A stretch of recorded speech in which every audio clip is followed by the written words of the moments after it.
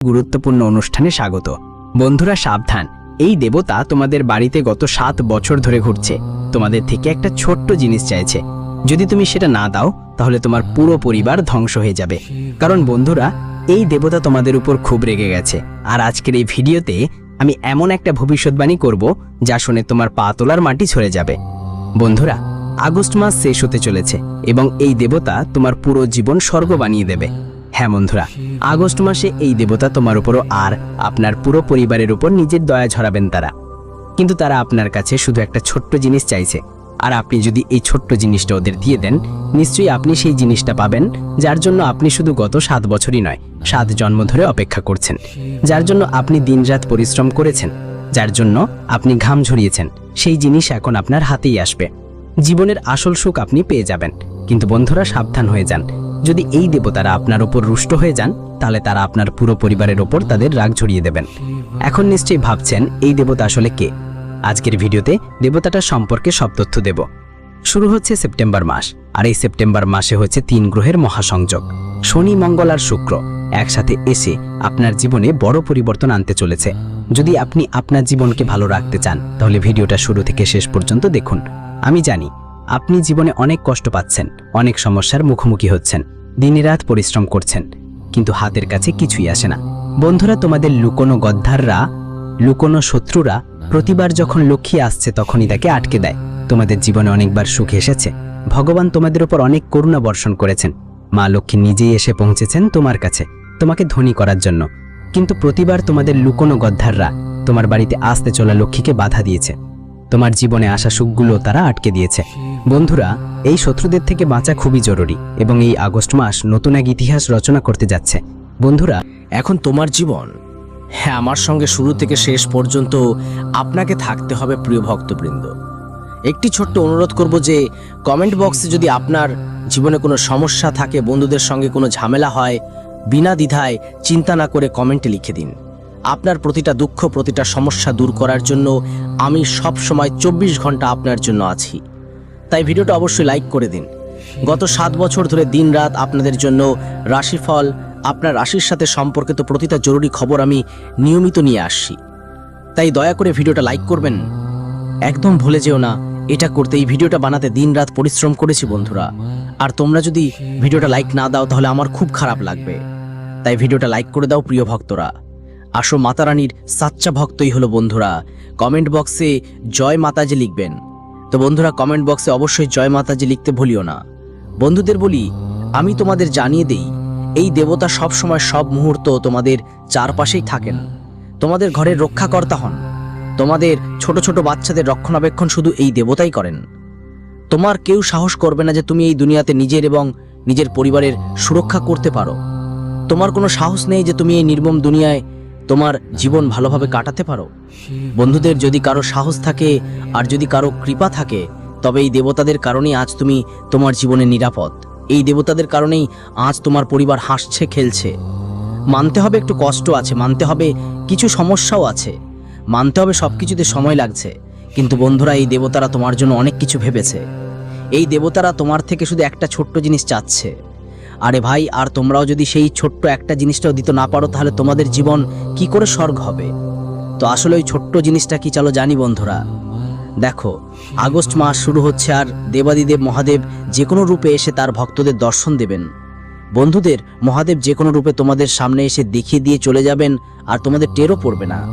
কখনো কোনো সাপের রূপে, কখনো কোনো গরুর রূপে, কখনো কোনো বন্ধুর রূপে, ছোট্ট একটা মেয়ের রূপে, কখনো কোনো সাধুর রূপে তিনি এসে তোমাদের দর্শন দিয়ে চলে যাবেন, তোমাদের পরীক্ষা নিয়ে চলে যাবেন, আর আপনার কিছু বুঝতেই পারবেন না। এই আগস্ট মাসে আপনার জীবন নিশ্চয়ই বদলে যাবে বন্ধুরা, কারণ এই দেবতা আপনার বাড়িতেই বাস করেন। বন্ধুরা, এই দেবতা কে? দেখুন, প্রতিটি মানুষের পরিবারে দেবতা থাকে, প্রতিটি মানুষের পরিবারে দেবী থাকে। ঠিক একইভাবে নাগ দেবতাও থাকেন, সাপ দেবতাও অবশ্যই থাকেন।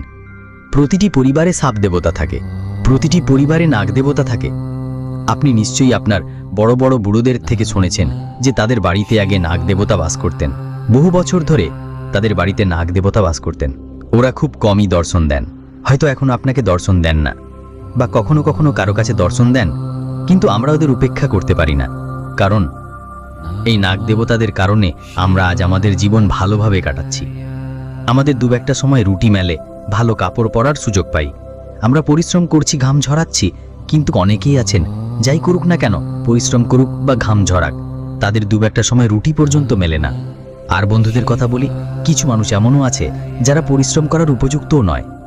কিন্তু আজ যদি তোমার জীবন ভালোই চলছে, একটু একটু সমস্যা তো আছে, এটাই জীবনের নাম। কিন্তু যদি ভালোই চলছে, তাহলে এটা ওই দেবতাদের কারণেই। বন্ধুদের, তোমাদের বাচ্চারা হাসছে, খেলছে, স্কুলে পড়াশোনা করছে, তুমি হাঁটতে পাচ্ছ, দেখতে পাচ্ছ, কথা বলতে পাচ্ছ, তাহলে এটা কার কারণ? ওই দেবতাদেরই কারণ। কারণ অনেকেই হাঁটতেও পারে না, অনেকেই দেখতে পারে না, অনেকেই খেতেও পারে না। তাই তোমার জীবন খুব ভালো। এই সব কিছুর জন্য তোমার দেবতাদের, তোমার ঈশ্বরকে ধন্যবাদ জানাতে হবে। ধন্যবাদ দিন, কারণ এটা তাদের কৃপা।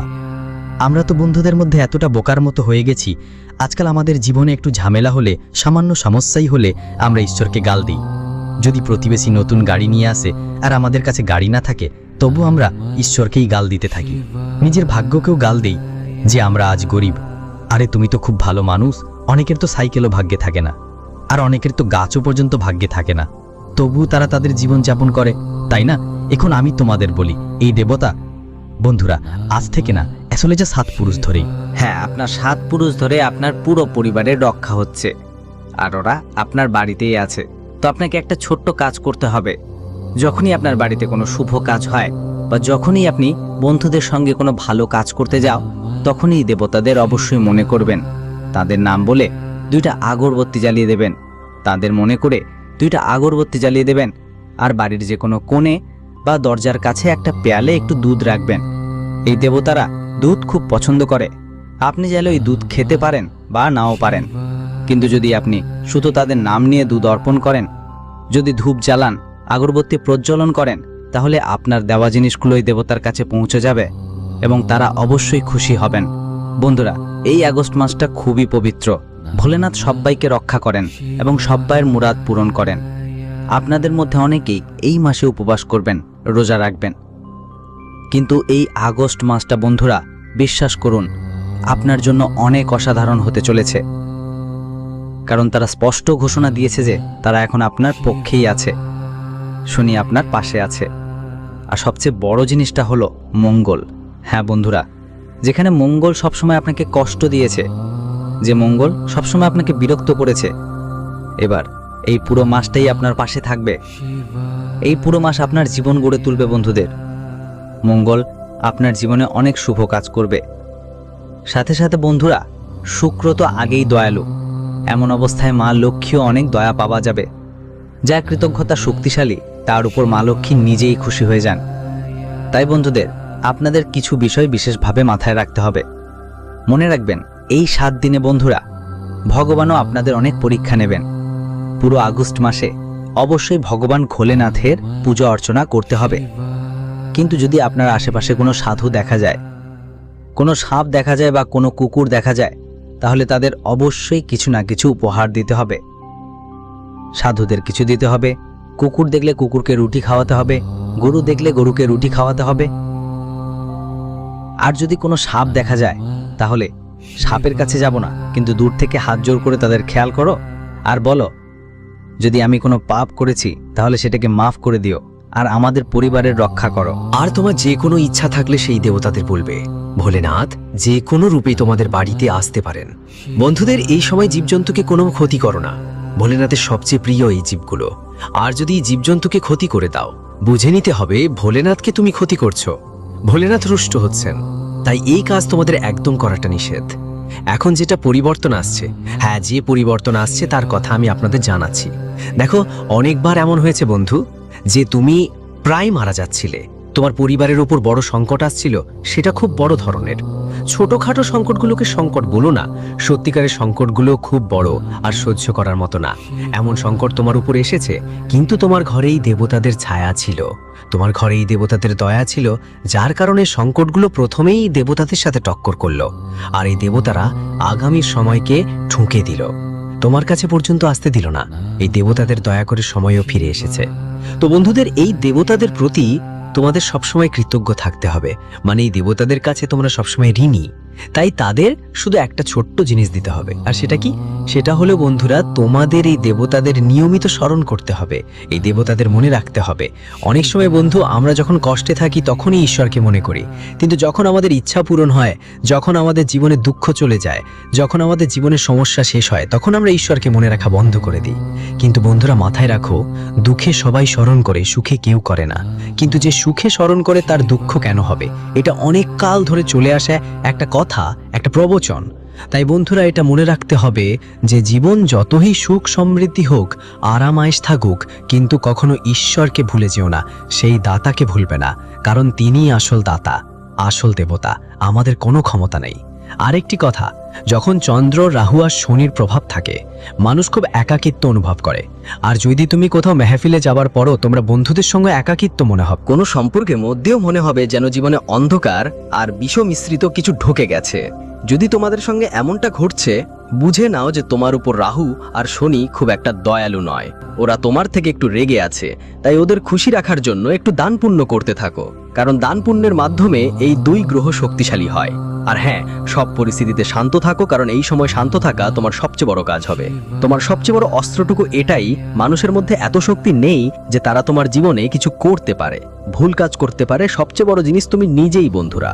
তোমার নিজের চিন্তা ভাবনাই তোমাকে এগোতে দেয় না, তোমার নিজের চিন্তা ভাবনাই তোমাকে সব সময় জীবনে পিছনে ঠেলে দেয়। তাই বন্ধুরা, যে কোনো পরিস্থিতিতে শান্ত থাকা তোমার সবচেয়ে বড় অস্ত্র। মানুষের মধ্যে এত শক্তি থাকা উচিত না যে তারা তোমার থেকে প্রতিক্রিয়া বের করতে পারে যতক্ষণ না তুমি চাও। আর একটা ফাঁদ আছে এই জগতে, তাই ভালো করে শোনো বন্ধু।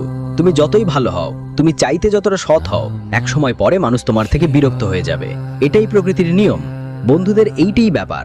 বন্ধুরা, আজ তুমি নতুন বাড়ি বানাবে, শুরুতে সেটা তোমাকে অনেক ভালো লাগবে, 1 বছর 2 বছর তোমার বাড়িটা অনেক ভালো লাগবে, কিন্তু তারপর যখন তোমার প্রতিবেশী নতুন বাড়ি বানাবে, তখন তোমার মন ওই দিকে চলে যাবে, আমার বাড়িটাও এমন হওয়া উচিত ছিল। নিজের বাড়ি যতই সুন্দর হোক না কেন, তখন তোমার মন আর সেখানেই থাকবে না। তুমি নতুন গাড়ি কিনেছো, সেটা অনেক ভালো ছিল, 1 মাস সেটা তোমাকে অনেক ভালো লেগেছিল, 2 মাসে অনেক ভালো লাগলো, কিন্তু এরপর তোমার মন অন্য কোনো গাড়ির দিকে যাবে, তোমার সেই গাড়িটা ভালো লাগতে শুরু করবে। নিজের গাড়িটা এখন পুরনো হয়ে গেছে, মজা পাচ্ছ না, তোমার নিজের সন্তানটা ভালো লাগবে না, প্রতিবেশী সন্তানটা বেশি ভালো লাগবে। তারা তোমার কাছে বেশি ভালো চিন্তাধারার মনে হবে, তারা তোমার কাছে বেশি গুণসম্পন্ন বন্ধু মনে হবে, তোমার নিজের সন্তানরা ভালো লাগবে না। এটাই প্রকৃতির নিয়ম, বিশ্বের নিয়ম। কিন্তু বন্ধুরা, এতে আটকে থাকতে হবে না, এর বাইরে বের হতে হবে। যা তোমার কাছাকাছি আছে সেটাকে ভালো মনে করতে শুরু করো। দেখো বন্ধু, যা চাও তাই পাবে। হ্যাঁ, এটা সত্যি, আমরা নিজেরাই আমাদের পৃথিবী। কারা সত্যিকারের স্রষ্টা? আমরা যেমন ভাবি তেমনই আমরা পৃথিবী গড়তে পারি, যদি আমাদের ইচ্ছা সত্যি হয় আর আমরা সেই বিশ্বাস নিয়ে ধারাবাহিকভাবে চেষ্টা চালিয়ে যাই, তাহলে আমরা আমাদের কল্পনাকে বাস্তবে পরিণত করতে পারি। ধরো, আজ তোমার কাছে সাইকেল আছে, কিন্তু তোমার ইচ্ছে গাড়ি নেই। বিশ্বাস করো, যদি তুমি চাও যে আমার কাছে গাড়ি আসুক, আমি গাড়ি কিনবো এবং গাড়ি পেতে কিছু মাস ধরে চেষ্টা করব, তখন তোমার মনে হবে আমি গাড়ি পেয়ে যাব। তোমার মনে বিশ্বাস থাকতে হবে যে আমি গাড়ি পেতে পারি। হ্যাঁ, তোমার ভেতর বিশ্বাস থাকতে হবে যে আমি কয়েকদিনের মধ্যে গাড়ি কিনে ফেলবো। তাই নিশ্চিত হও, এটা প্রকৃতির নিয়ম যে কয়েক মাস পরে তোমার গাড়ি অবশ্যই হবে। তুমি গাড়ি কেনার যোগ্য হয়ে উঠবে, যদিও আজ তোমার কাছে সেই গাড়ি কেনার ক্ষমতা নেই। কিন্তু যদি নিজের মনকে বুঝিয়ে নাও যে আমি পারবো, নিজের মনে ঠিক করে নাও যে আমি নিশ্চয়ই নেব, তাহলে বন্ধুরা, আজ থেকে 6 মাস বা 7 মাস পর তুমি অবশ্যই সেই যোগ্যতায় পৌঁছে যাবে। তো বন্ধু, যেটা চাও সেটাই হবে, কিন্তু ভাবতে হবে আর তার জন্য কিছুটা কাজও করতে হবে। তুমি নিজেকে ধনী ভাবলে বন্ধুদের মধ্যেও ধনী হয়ে উঠবে। আর যদি ভাবো না, আমি তো গরিব, আমি এটা পাওয়ার যোগ্য নই, আমি এটা করতে পারি না, তাহলে ওটা তো কখনোই হবে না। নিজেকে গরিব মনে পড়লে বন্ধুদের মধ্যেও গরিবই থাকবে, কিন্তু যখন তুমি ধনীর মতো ভাবতে শুরু করবে, তখন সত্যিই ধনী হয়ে উঠবে। তাই বন্ধু, এটা অবশ্যই করো, তোমার চিন্তা বদলে ফেলো। আজকের ভিডিওতে এটাই ছিল। ভিডিওটা ভালো লাগলে অবশ্যই লাইক করো আর চ্যানেলটা সাবস্ক্রাইব করে দাও। ধন্যবাদ।